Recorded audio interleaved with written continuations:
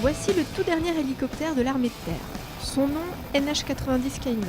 Ses missions, transport de combattants et de matériel, opérations de recherche et de secours, infiltration de commandos.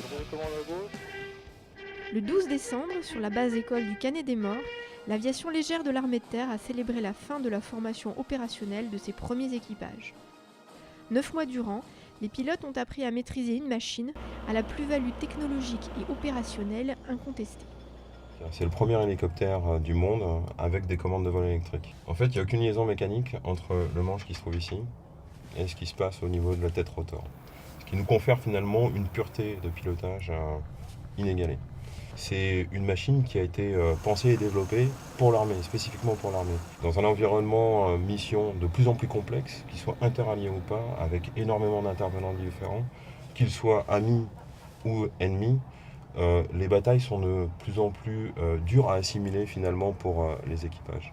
C'est une sorte de démultiplicateur de capacité pour nous. Avant de piloter, il a fallu s'entraîner. Et pour cela, les simulateurs de vol ont représenté 70% de la formation. Donc là, tu vois, tu as le terrain là-bas, donc tu continues tout droit et tu as le tic qui va te dépasser. Donc tu essaies de le suivre et vous allez faire l'approche ensemble, d'accord ?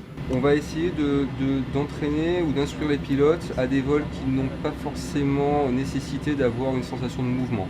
Donc ça va être la familiarisation initiale sur l'appareil, les checklists, la mise en route, les vols relativement simples comme les tours de piste pour un petit peu se familiariser avec le champ visuel de l'appareil.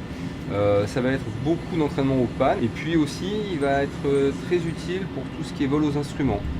Au terme de la cérémonie, un premier Caïman est parti rejoindre le premier régiment d'hélicoptères de combat à Phalsbourg. Première capacité opérationnelle attendue en juillet 2014.